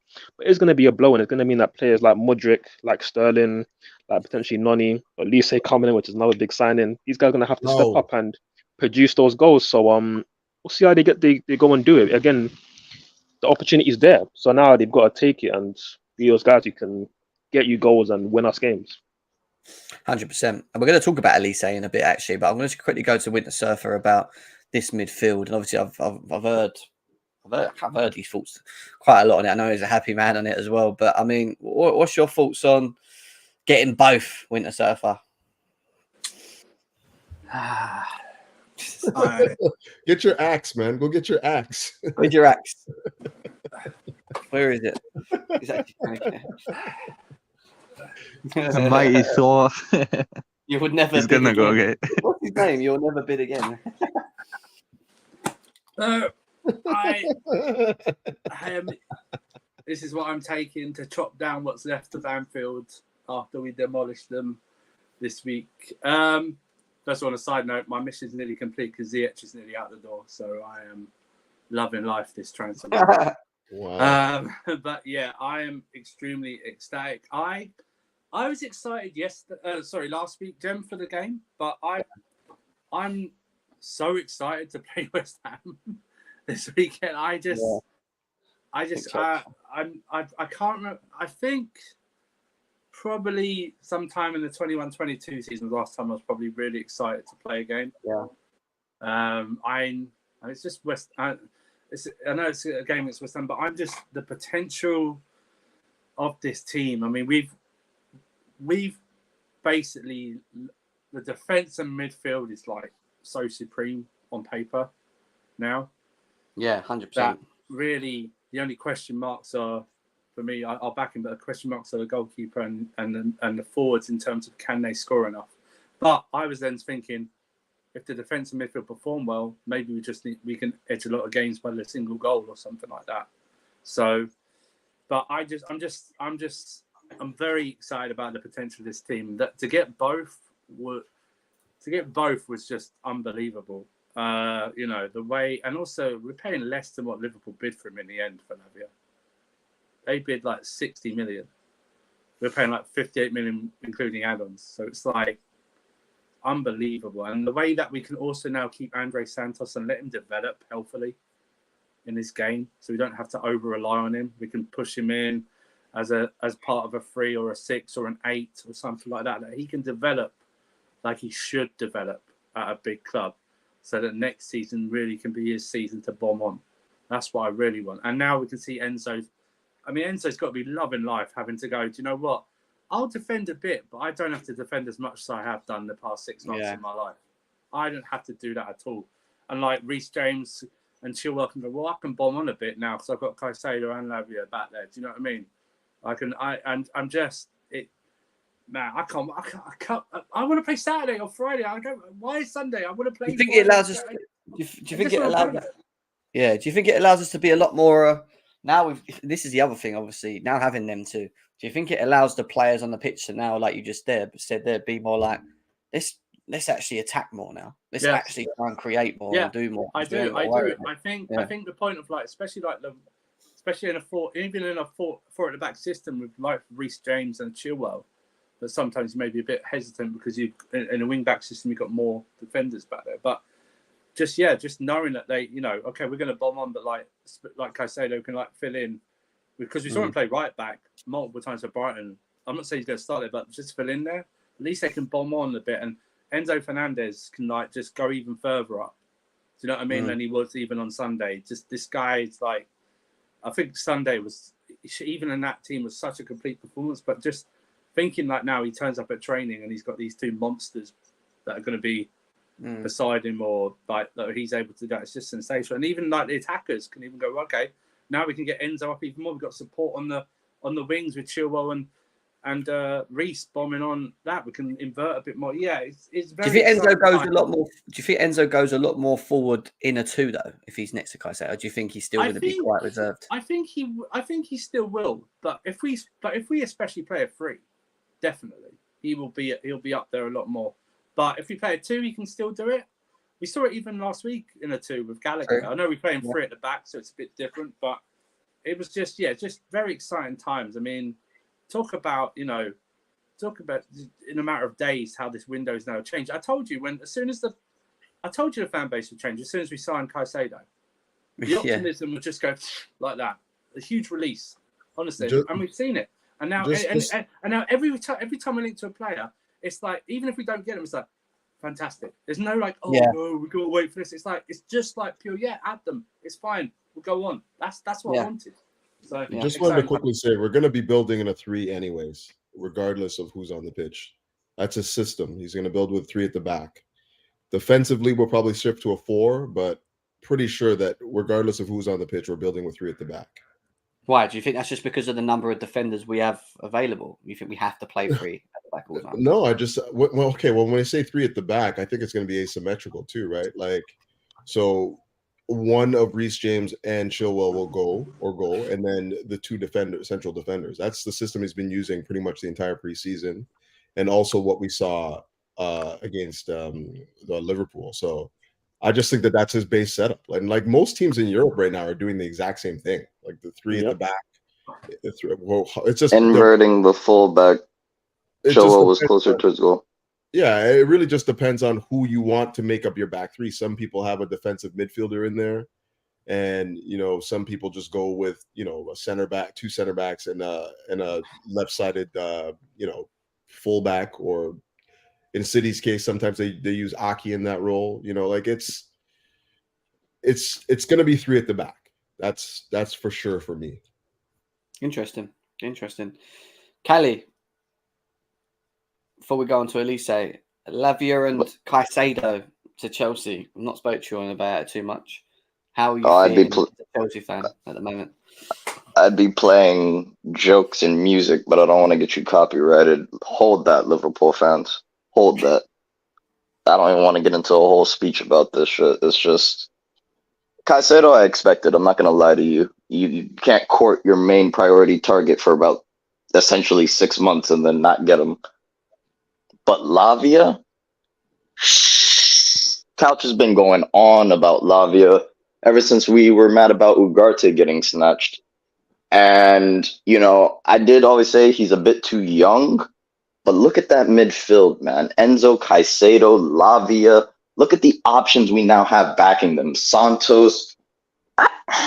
This is a new era at Chelsea, man. That's all I want to say. I'm here to get everybody's opinions. I want to hear everybody's new expectations, but it's beautiful after what we went through last year. It's absolutely beautiful.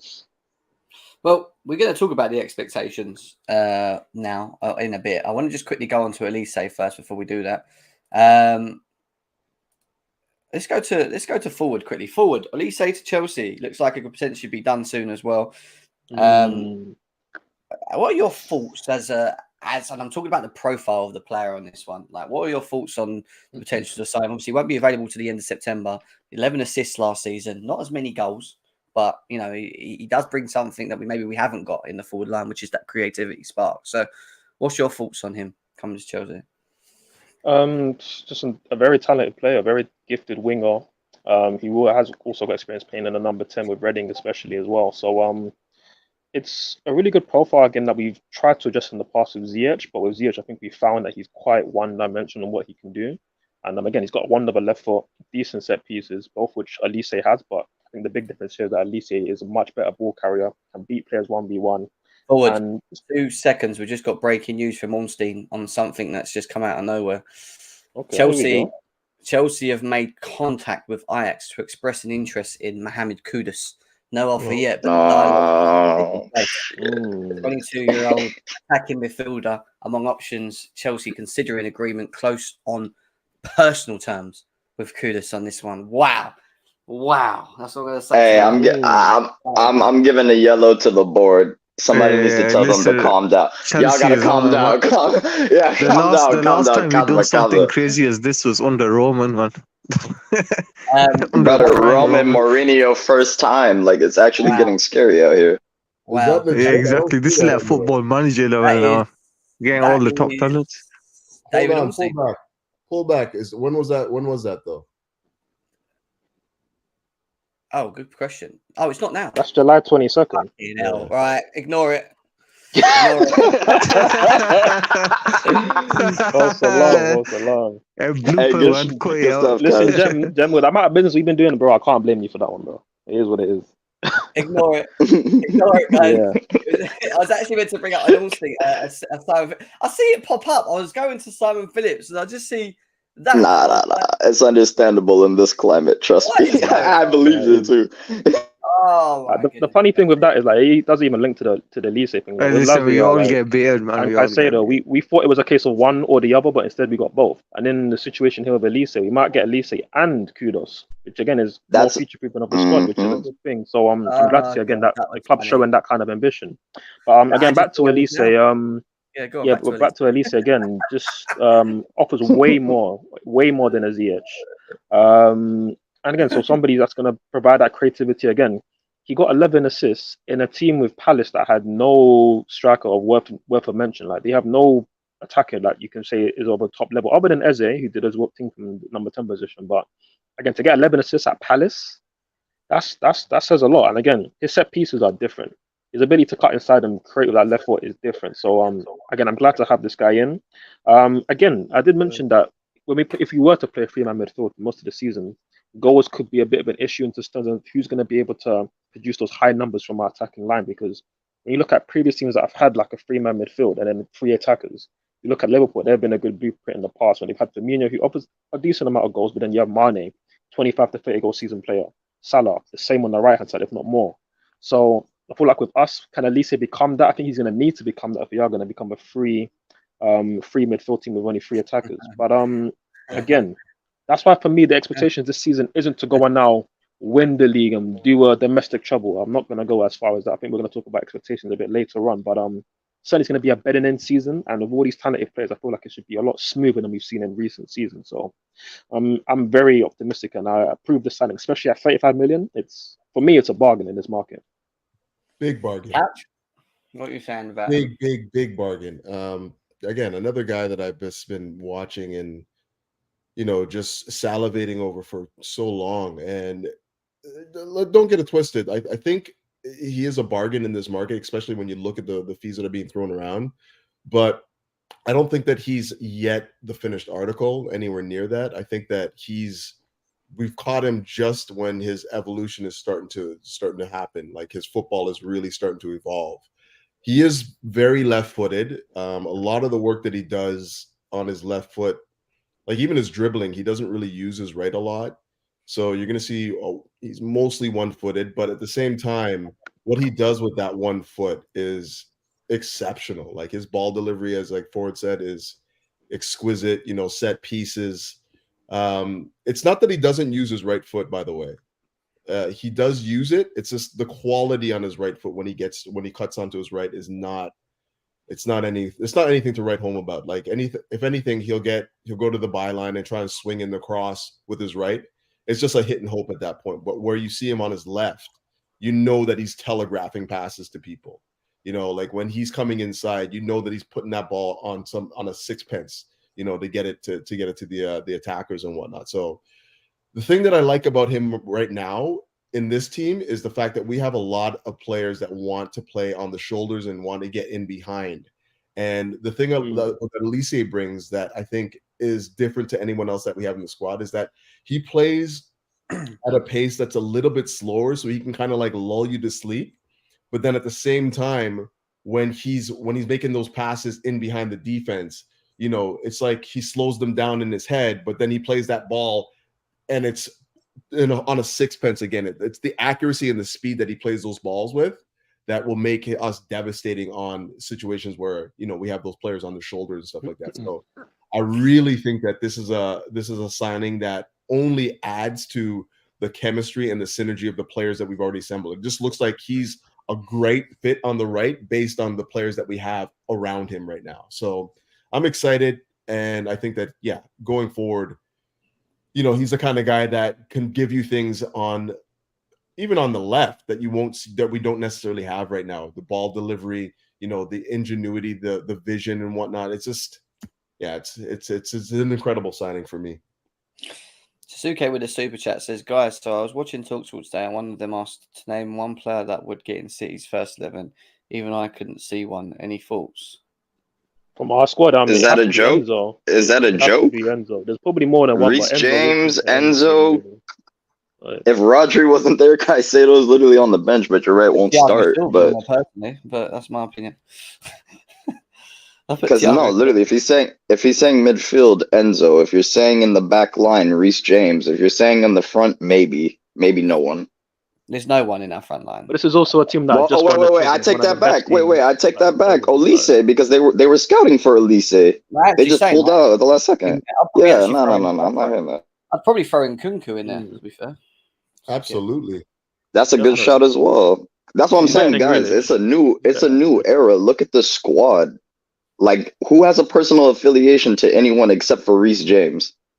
Do you get what I'm saying? It's a whole brand new squad. Like Nkunku is better than Grealish. Let's just not get into that. And he's better than who else are they? Hey. Like, it's not even a thing, man. Let's be serious. Like, he is. He would Gems back. You hear how Chelsea fans are talking now. That's mental, man. Our Kevin De Bruyne over Kevin De Bruyne, Bernardo Silva. Oh, Kevin De Bruyne. Yeah, I'd choose Enzo Fernandez over him. I'm joking. It's not a wild statement. I mean, De Bruyne, listen, he's capable of great moments, but he has been on the decline for a while, and it's mainly because of the injuries that he's picked up again. So, again, I'm not going to say Enzo's outright better than him, but you would fit Enzo into that midfield. You'd find Ronaldo to the right, and you put Enzo in the midfield. Oh, and again, Kovacic is starting for them. Enzo, we know, clears Kovacic. So he's not starting for them, no. Oh, maybe now, because he is. He started in the Community Shield and against Burnley. He didn't start against Burnley, didn't he? Come off the bench because he came off the bench. Sorry, but obviously now with KDB out, more than likely he's going to be starting and playing a lot of games. Nkunku plays in that forward line, man. I don't care what anyone says. Nkunku definitely plays in their forward line if he's in. And Reece James is a guaranteed start for anybody when he's fit. So the point of that super chat was saying one person, and we've already picked multiple people in different places in the pitch. So I'm not hearing that. Nkunku looked so good over the preseason. It frustrated me. It hurts. It really hurts. I think he was going for 15 goal involvements, and not even before the end of the season. Like, that was going to be my controversial take. That before we even got to April, he'd have 15 involved. For me, I think 15 goals is what I'm looking at before even April, to be honest. Like, I feel like he's that kind of goal scorer from the wide areas, from the number 10. Like, that's the real thing that we lack without him in the squad. The only other person that we can really say that can offer goals from like a wide area or you're just behind the striker on paper is Sterling, but we haven't seen Sterling do that in multiple years now. So then you have to look at, can Mudryk do that? Can Noni do that? Can now Olise do that? They've never really proven it. So it just kind of remains to be seen. Whereas with Nkunku, you see that he's done that. People keep saying, well, when Lavia only plays until Nkunku comes in when we play football, but don't get it twisted. He could play on the left of a 4-3-3 like he has done and just can't play more forward and inverted forward. Like, that can be done. One thing I wanted to mention that Couch said earlier is Couch is absolutely correct about this back three.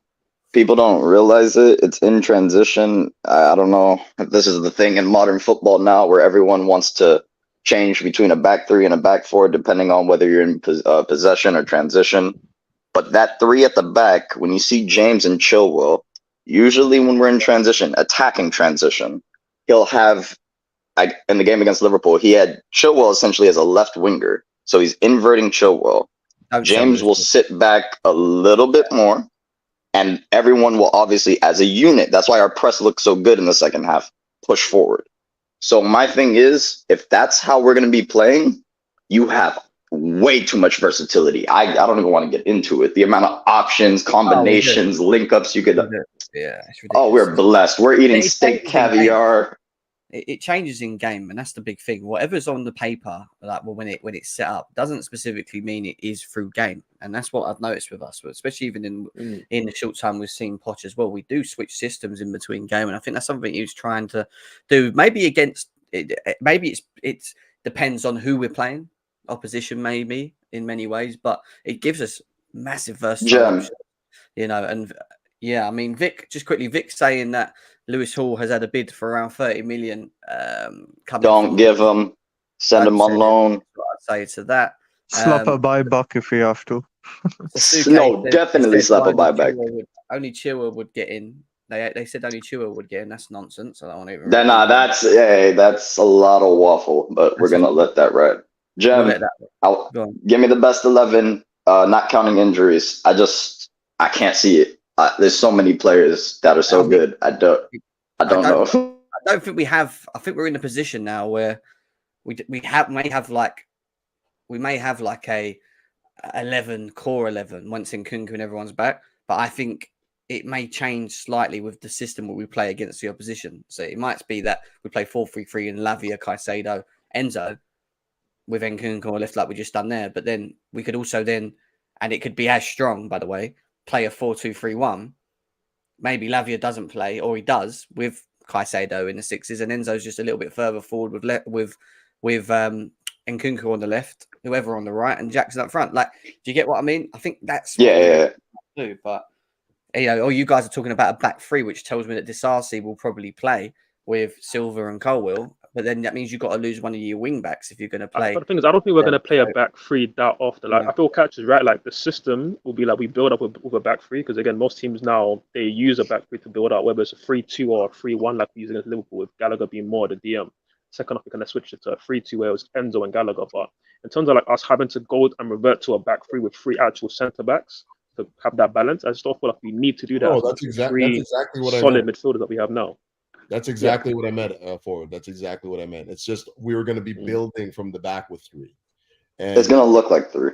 It's not going to be 3 center backs per se. It might be 2 center backs and a left, the left back, or 2 center backs and the right back. And Reece. Mm-hmm. Or 2 center backs and a DM, which is very rare. I haven't seen that a lot from the preseason, but maybe we don't have that, right? But yeah, I just don't think that we're going to be building with less than 3. That's for sure. So Simon Johnson's come out of a comment here saying that Chelsea's selling off players. What I've been told is it's already taken tens of millions and millions of pounds off their wage bill, which then gets reinvested into signings via the Athletic. Yo, these businessmen, what they're saying is, well, if we're removing a 3-4 year outstanding contracts of a player that's on our books that's costing us X amount, if you take them off, our wage, not only does our wage structure drop, but we also have more money to reinvest into the club. Hey, how does it feel? Hey, Liverpool fans, how does it feel to watch your cuck of an owner come to literally the bridge to try to snitch us out, for FFP to re-comment and then say everything they're doing is legal? How does it feel?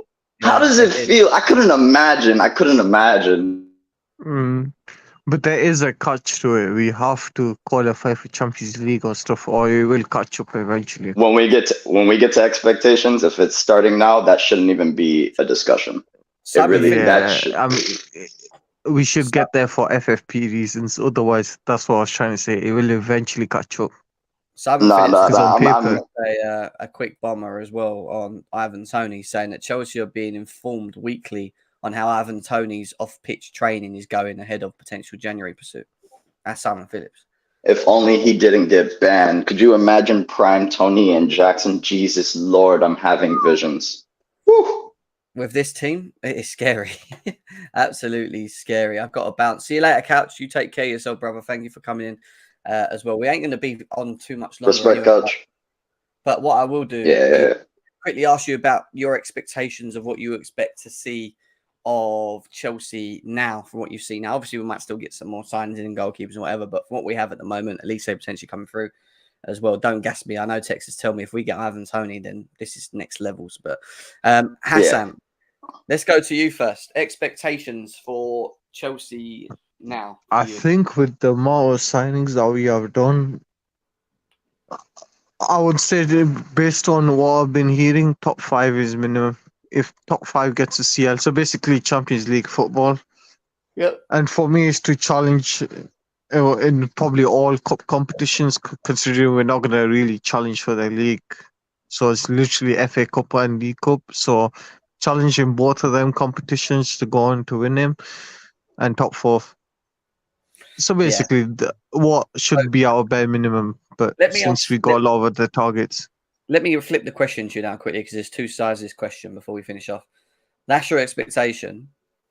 What is I mean, for you, in terms of Pochettino and what he has to do from now moving forward, what would you deem as a failure in terms of non-progression in this, by the end of the season? I think, obviously, for me, right, I think a failure for me if he ends up finishing 6th or 7th outside the top 4. The cup competition just really depends on who he gets. It's a bit of luck and it's a bit of a draw. The draw can turn the favours. So I think for the league, if he does finish outside the top 5, it is a little bit of a failure in a sense. I mean, I think a few people got question marks on the goalkeeper, but besides that, the other positions and the other weaknesses have been addressed this season. And since we're playing one game a week, there's enough time for his tactics to actually be implemented and enough rest for him to challenge for that Champions League qualification. Yeah. Okay. Forward, your thoughts, bro. Expectations obviously change now with the players that we've brought in. I mean, for you, there's obviously still question marks over what Poch can actually do. We've seen some sort of game plan and style, which we haven't seen from previous managers in a while. I mean, what's your expectations going into this season now? Going into last week, I should say, it was probably just get top 5, and which would be Champions League. Obviously, after now getting Caicedo and Lavia, I'd probably have to say top 4, even though it's the same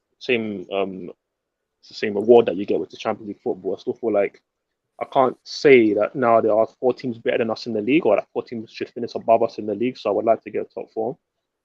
For me personally, I look more at like point totals, because when you talk about challenging and this, that, and there's pressure on us to do a certain amount. For me, I'd look at more like the points, because let's say one of these fans you feel like we need to challenge.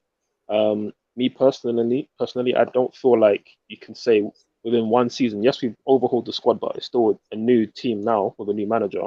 You can't expect us to now claw back 30 points in one season, which is what it would take based on like our previous 4 or 5 seasons to go and catch a Man City. So I don't feel like that's really reasonable. I think points totals, I feel like we should be aiming for high 70s, really like 80 points around that. I feel like that's really what I'm looking at, because that's just something to build upon for the next season. I want us to be then really put in a real challenge, because obviously to jump from being a team that finishes, again, last season was a complete disaster, right? But prior to that, we were still finishing like high 60s, some 70s. Like, to jump from that to then being a team that gets 90 plus points, 95 points, which is what you need to really challenge, but that's just really unreasonable to ask in one season. So for me in the league domestically, it's that top 5 or top 4 really. And then for the cups, we have to win a cup. For me, that's what the expectation should be. You go and win a domestic cup. You give these players most importantly, that feeling of winning, lifting trophies, being there, going to big finals, and then winning. I feel like that's key. And like Hassan said, obviously the luck of the draw is going to be important in that. I think last season we couldn't have it any worse by drawing City both times first round away from home at the Etihad. Like it doesn't get much worse than that, right? So ideally we don't want that, but again, we have 2 opportunities to win a trophy in that sense. I think we should win one, and that's my expectation when it comes to that. And I would just say one message lastly to Chelsea fans, because I know there's a lot of them obviously have rival fans at work or in their friends group or whatever, and they're like, oh, what team spends 800 million in 2 years or whatever and doesn't go and look to compete for the league or win the league? And I'm like, okay, let's really break it down, guys, right? Like, so in terms of the players that we bought, who are bona fide starters, bona fide top class players, even though they're all young, because everybody we bought is young. Enzo and Caicedo, those are guys who go into any team in the world and be like, okay, we can play for a team that's looking to win the league, win the Champions League, fair enough. But I'm going to just look at just one area because we haven't got a lot of time. But if you look at just the attack and just the wingers particularly, I think we spent roughly around 170 million, which is a lot of money, don't get me wrong. But we spend that on kids. We spend that on Mudryk, Noni, and then the rest was also on Moreira and Angelo, right? And two of them are going to go on loan. We're also going to buy Olise. So let's say it goes up to 200 million, right? That is a lot of money, but it is on youngsters. If we spend that money on Neymar, on a Salah, on let's say even Harry Kane, right? Like these like established world-class names in their prime, in like their late 20s. No development time then, straight then, yes. Yeah, because at the same time, because we've been real, you don't sign Neymar or Kane to be a part of a project. No, you sign them to win today. That's exactly why Bayern have bought Kane. They bought him because we want to win the Champions League this season. We haven't bought these wingers like your Mudryks and your Nonis to go and win the league this season. That's not the case. They've been bought on 8-9 year contracts, right? Kane's been signed on a 4-year contract. It's different. And again, also with these wingers, I've been saying obviously this whole stream that goals are going to be important. These wide players are going to have to step up, even just to get us top 4, top 5. And one thing that I look at, right, and I'm not putting these guys down, but if you look at it right now, as of today, wingers that were signed this window, you look at the likes of Diaby at Aston Villa or even Harvey Barnes at Newcastle. For me, I would argue Diaby is a better winger right now than Madueke. I would argue, as of today, right now, Harvey Barnes is better than Mudryk. Not to say that they're going to be better forever, but I just feel like as of right now, those are more established players who have done more Premier League experience. Yeah. And again, that's why, like for me, if we were going to just go for the league right now, then I'd be like, oh yeah, get Diaby because he offers more than a Madueke and Mudryk. But obviously, that's not the case. It's a long-term project, so that's why for fans who are being told by rival fans, oh, we must do this, we have to do that. No, it's not the case because we built for the long term. So that's it's a long-term project. That's sure. And real... obviously, for now, we just gotta progress what we're doing, and again, reach those minimum requirements. Which for me is Champions League and looking to, if not really winning a cup.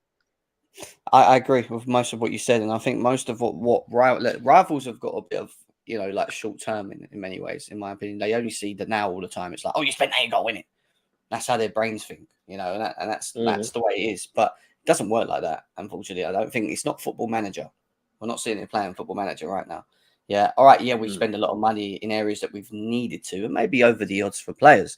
But when you look at what we actually are trying to do with the age categories of the players that we've actually brought in, like Forward said, it's not a Salah, it's not Kane, it's not experienced people that have won things, done things, been playing for a while. I'm not saying that they shouldn't be winning things, but to then say under a new manager, and it's his first season as well, for them coming in to then mix and play with these quality players in and around them, to then go and have to challenge straight away in their first season, it's just not right, in my opinion. For us to put that expectation, it's just not right, in my opinion. So at the end of the day, they're not here just going, right, I'm here because we need to win now. Yeah, they've already said they want to win titles, they want to win silver, go and win a domestic, get yourself in the Champions League. That right there for me is progression from where we thought we were last year to where we are now, and hopefully at the end of the season. That's where we should then find ourselves. But then the pressure then comes on because next season, when they've had that experience of being together, understanding the systems, being around Poch, the team, whatever, and then maybe us adding a striker into that and whatever, then you'll have to put the pressure on us to then compete. And the next part will be, right, we've got Champions League, we've got a strong squad, they've got another year under their belt. They're looking very, it's looking good from what we've seen the rest of the whole of this season. Now the pressure is, let's go and compete for titles. We have a striker now. We've got the midfield. Defense is set. We're ready. Let's go. It's not all about no. You got to. If you don't, you're crap. Because that's just rivals doing that because I don't listen. Rivals will always be rivals. We'll do the same if they spend the money. And all I was going to say, Antonio, mate, because at the end of the day, you spoke about how you spent 300 million. But you've only won one Premier League in 7 years, mate. You failed. No. They want to talk about standards. All right, let's talk about standards. You lost your wife and your side chick. You done exactly the same as what Leicester did when they won the title. You've not one title in 30 years, and you're giving it the big. I will always say this. That's not our standards are for this season are probably realistic. I think next season is where we probably all agree that we demand to win and demand to challenge for every trophies for Poch. So let me ask you something. As a Liverpool fan, are you happy on the basis that you, in 7 years, you spent over 300 whatever you've written there? Yeah. Are you happy on the basis of what Liverpool done up to this point over the 7-year bracket of where they were meant to be at the top of their A game with the best squad that you've probably ever seen in your Liverpool time in your life? One Premier League and then all right, Champions League and some Cup and just that's it. and then just gone dead like you have done for a while? Are you happy with One that? set of each trophy. That's literally it. Like one trophy of each. It's not even that. You know, like it's not Look, that. Jam, let me give them what they want, and then let me be real in less than Go on, 2 minutes. Billy, go on, Fine, man. You guys are running for the pressure, man. We got to compete for the league. That's what we need to do. We're gonna win by 95 plus points. City suck, Arsenal suck, everyone. No, let's be real, okay?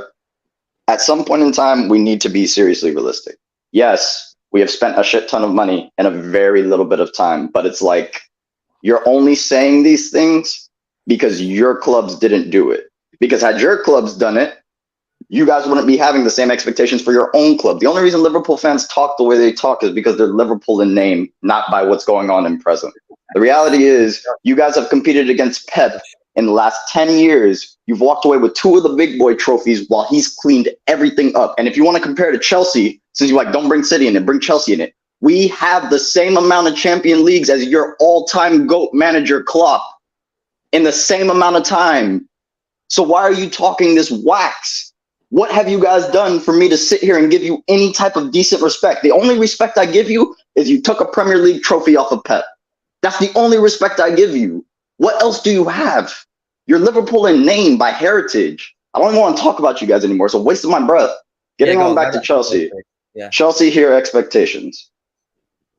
It's very simple, guys.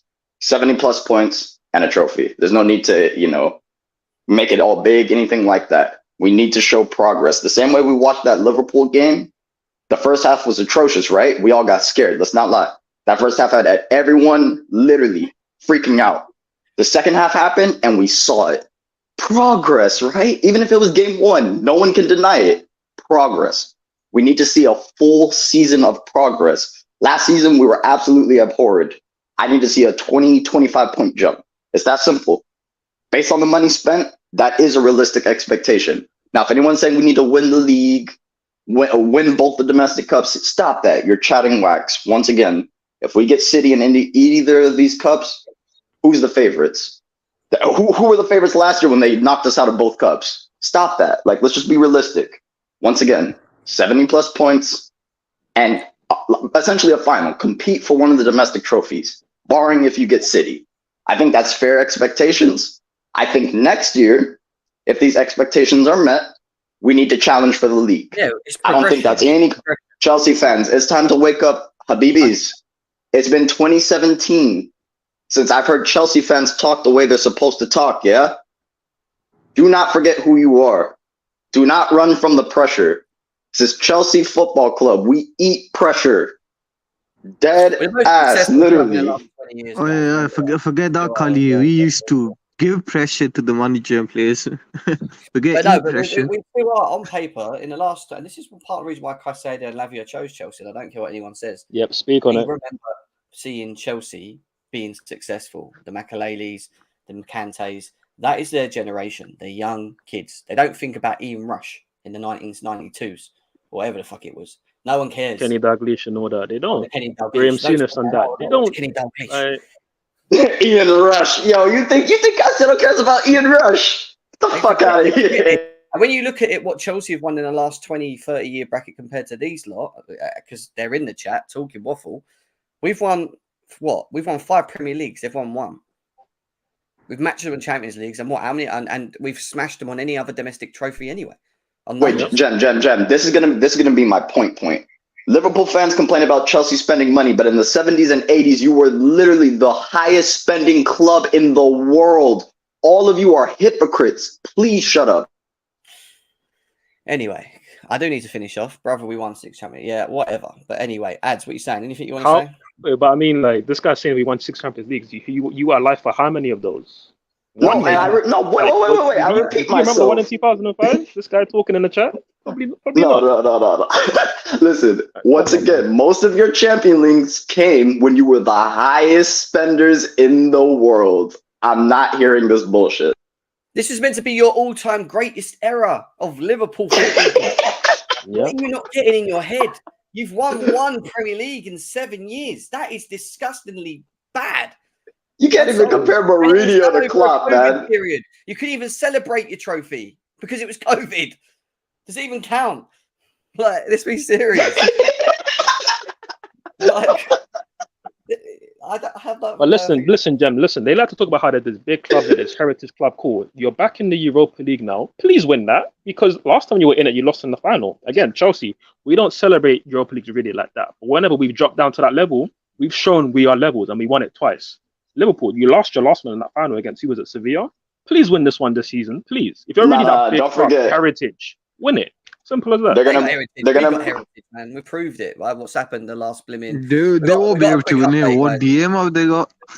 If it wasn't for Go against Mason Mount, Sevilla. they wouldn't even have those domestic trophies they won over us. Mason Mount missing a wide open goal and missing his wide open pen. Don't start with me. Please don't start with me. I'm gonna get hot. Ben Jacobs has come out of a quick update on Olise. He says, although Crystal Palace aren't happy with Chelsea's approach to Olise, CFC sources insist no rules were broken. Palace have not made an official complaint, but did express tapping up concerns to informally to Chelsea. That's it. Basically, nothing's going to happen from that. Hold Your that. We paid the players release are in clause, didn't we? And we got the trouble. player. Todd Boehly's in the Hold room. that. And listen, you know Your what? Palace, players you know what? are in trouble. Todd Boehly's in the room. Listen, I get it. Like, Palace are upset. They've lost a 70-80 million worth of talent based on this market for like only 35 million. So I get it. They're upset. But you know what? Take your anger out on Liverpool, because they want to get your DM. Charge them. I mean, you guys, you've seen it. They have 150 million right there in their bank. You can charge them as much as you want for Decore. Let them pay up as much as they need to get that. They're going to overpay Palace, for Decore. do your thing. They're going to overpay. They're going to overpay, and I'm going to. Hey, Chelsea fans in the chat, handle these Liverpool frauds, please. Anyway, Please remind them of their place in life. I've got a dip. I've meant to shoot 15 minutes ago. It's been a good show as always. I appreciate it. We're waiting for Lavia's medical to be signed off, which should be tonight. Hopefully, we get the media presentation and all that from that tonight as well. He should be hopefully training. Olise coming up. We've still got hopefully a goalkeeper tonight. I mean, we are looking at goalkeepers, what I've been told as well. So maybe a potential of another goalkeeper. And who knows what else with Chelsea Football Club. All I know it's been an absolute madness, and we should be injecting it in our veins. Liverpool fans. Chelsea. Real heritage club in Chelsea Football Club. That's how we roll. We are a team that is successful and win things on paper and have done for 20, 30 plus years. And that's why they want to come to this team, because not only is it just that, I really do think, and I know they talk about, oh, wait, you paid more wages. I also think it's the project in hand. And it's not just about moving forward. Breach. So we got a better project. You probably didn't have no project, looking at the way you have performed in the last 7 years, and they've looked at you going, well, what what's the plan with you guys? And you're on the decline, buddy. And we, on the other hand, are working our way forward and trying to move forward and become successful again, as we always try to, because we're Chelsea Football Club. So we move. Guys, big love to you. Forward. Nice seeing you, Callie, Hassan. Big love, guys. Make sure you smash the likes before you leave. I'll be back very soon again, guys. Road to 10K. Let's go. Road to 10K. Make sure you subscribe as well. Peace. Yeah.